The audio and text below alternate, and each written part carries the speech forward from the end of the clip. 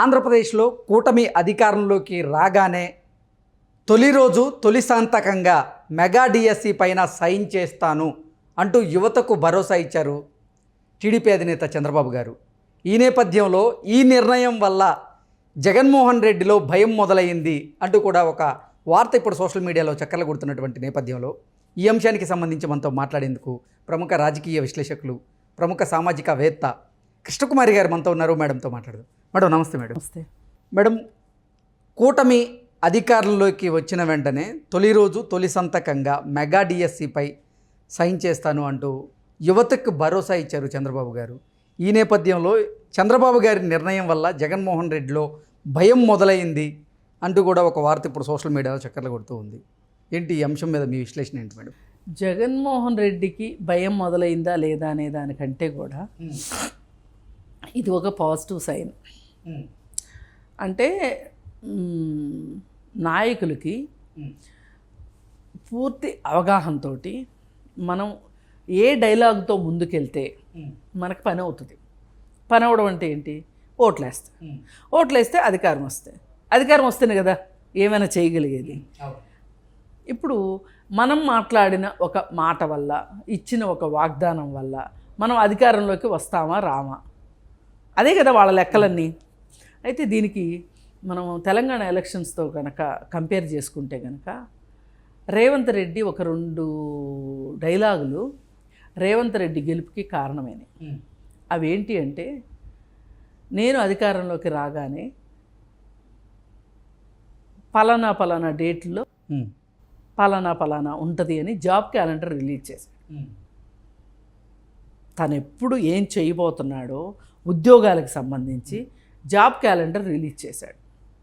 అలాగే డిసెంబర్ 9వ తారీఖున నేను లాల్ బహదూర్ స్టేడియంలో ప్రమాణ స్వీకారం చేస్తాను. ఈ 2 అంశాలు ఏవైతే ఉన్నాయో, ఈ 2 డైలాగ్స్ ఏవైతే ఉన్నాయో అవి అతన్ని గెలిపించినాయి. ఆశ్చర్యం అక్కర్లా, ఆ 2 డైలాగులే అతన్ని గెలిపించినాయి అంటే కూడా. ఎందుకంటే ఎప్పుడు కూడా యువతకి ఒక ఉత్సాహాన్ని ఇచ్చే మాట కావాలి, ఒక ఆశని కలిగించే ఒక మాట కావాలి. నీళ్లు నిధులు నియామకాలు అనేటువంటి స్లోగన్తో కేసీఆర్ గారు యువత దగ్గరికి వచ్చి అది విఫలమయ్యారు కాబట్టి. అండి, నీళ్లు నిధులు నియామకాలు అనేది వాళ్ళకి చెయ్యను అని ఆయనకు ముందే తెలుసు. ఆయనకు అధికారంలోకి రావాలనుకున్నాడు. అది ఉద్యమం తాలూకు నినాదం. అది దాన్ని తను రాజకీయంగా వాడుకున్నాడు. ఇక్కడ అలా కాదు. కంపారిజను, యువత ఒక ఆశతో ఉంటారు. మనకి ఎవరు మన గురించి ఆలోచిస్తారు.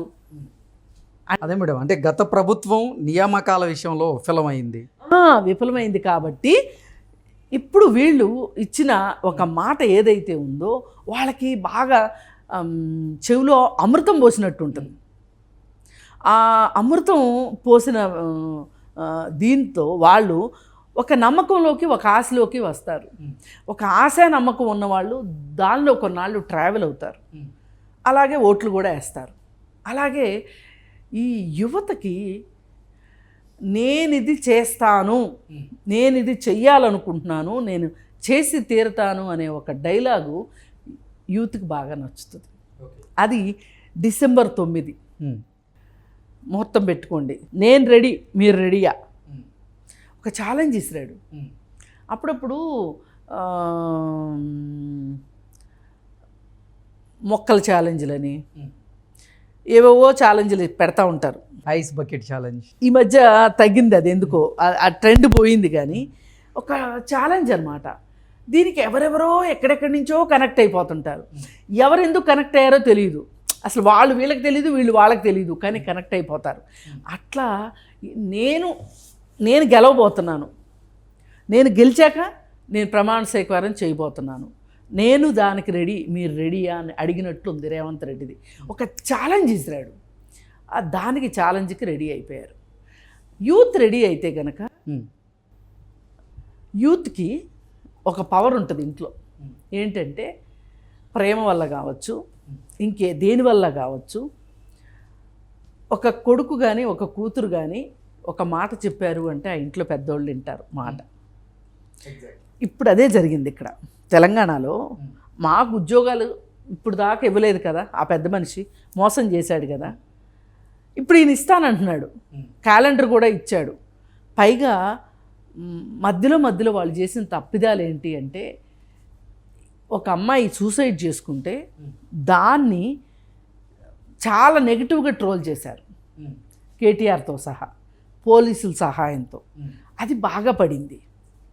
ఇవేమవుతాయంటే వాళ్ళకి ఇలా ఒక నిరాశలో నిస్పృహలోకి వెళ్ళినప్పుడు ఎవరొచ్చి ధైర్యం చెప్పారో, ఎవరైతే ధైర్యంగా నిలబడ్డారో ఆ ధైర్యానికి గులాములు అయిపోతారు. ఇప్పుడు ఇక్కడ అది ఇప్పుడు తెలుగుదేశం పార్టీ చెయ్యాలి అని అనుకున్నది, ఇప్పుడు ఆ సంతకం పెట్టలేదనుకోండి, ఇప్పుడు చాలా చేస్తామంటారు, చేయకపోవచ్చు, కానీ మొదటి సంతకానికి మట్టుకు కట్టుబడి ఉంటారు ఎవరైనా సరే. ఇప్పటికి ఎన్నో సందర్భాలు చూసాం, మొదటి సంతకానికి కట్టుబడతారు, ముందైతే సంతకం చేస్తారు. ఆయన జైలా ఎవరు వైఎస్ రాజశేఖర రెడ్డి గారు రుణమాఫీ మీద మొదటి సంతకం అన్నారు, చేశారు, రుణమాఫీ చేసి చూపించారు. అట్లా మొదటి సంతకం అంటున్నారు కాబట్టి యూత్ నమ్ముతారు. ఈ యూత్ అంతా ఎక్కడెక్కడ ఉన్నారనుకుంటున్నారు? ఇవాళ చిన్న చిన్న ఉద్యోగాలు చేసుకుంటూ ఆంధ్ర నుంచి వచ్చి దేశం మొత్తం ఉన్నారు ఆంధ్ర యువత. ఓట్లు అక్కడ ఉన్నాయి. వాళ్ళందరికీ ఎలా ఉంటుంది? ఇప్పుడు డిఎస్సి వచ్చింది అంటే నాకు ఉద్యోగం వస్తుంది. ఇప్పుడు ఎగ్జామ్ రాస్తారండి, ఉద్యోగం వస్తా లేదా అని వేరే విషయం. నేను ప్రిపేర్డ్గా ఉన్నానా లేదా అనవసరం, కానీ ప్రభుత్వం అయితే ప్రిపేర్డ్గా ఉందిగా, ఉంటానని హామీ ఇస్తుందిగా, అది యువతకు నచ్చుతుంది. అది తెలుగుదేశం పార్టీకి ఖచ్చితంగా ఉపయోగపడుతుంది ఈ డైలాగు. ఇక ఇది చూసి పాపం జగన్మోహన్ రెడ్డి ఆయన ఏమి ఎత్తులకు పై ఎత్తులు వేస్తాడో మనకైతే తెలియదు, కానీ ఏదైనా వీళ్ళ మనసులోకి దూరి వీళ్ళతోటైతే మెగా డిఎస్సి వేయకుండా అయితే చేయలేడుగా జగన్మోహన్ రెడ్డి. మరి దీనికి తలదన్నేది ఏదన్నా చెప్తాడా? వేచి చూద్దాం. ఏదైనా కానీ తెలుగుదేశం పార్టీ కూటమి ఇవాళ మంచి నిర్ణయం తీసుకుంది.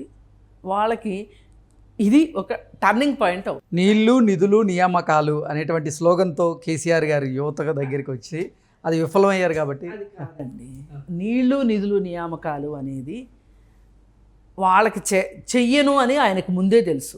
ఆయనకు అధికారంలోకి రావాలనుకున్నాడు. అది ఉద్యమం తాలూకు నినాదం అది. దాన్ని తను రాజకీయంగా వాడుకున్నాడు. ఇక్కడ అలా కాదు. కంపారిజను యువత ఒక ఆశతో ఉంటారు. మనకి ఎవరు మన గురించి ఆలోచిస్తారు? అదే మేడం, అంటే గత ప్రభుత్వం నియామకాల విషయంలో విఫలమైంది కాబట్టి ఇప్పుడు వీళ్ళు ఇచ్చిన ఒక మాట ఏదైతే ఉందో వాళ్ళకి బాగా చెవిలో అమృతం పోసినట్టు ఉంటుంది. ఆ అమృతం పోసిన దీంతో వాళ్ళు ఒక నమ్మకంలోకి ఒక ఆశలోకి వస్తారు. ఒక ఆశ నమ్మకం ఉన్నవాళ్ళు దానిలో కొన్నాళ్ళు ట్రావెల్ అవుతారు, అలాగే ఓట్లు కూడా వేస్తారు. అలాగే ఈ యువతకి నేను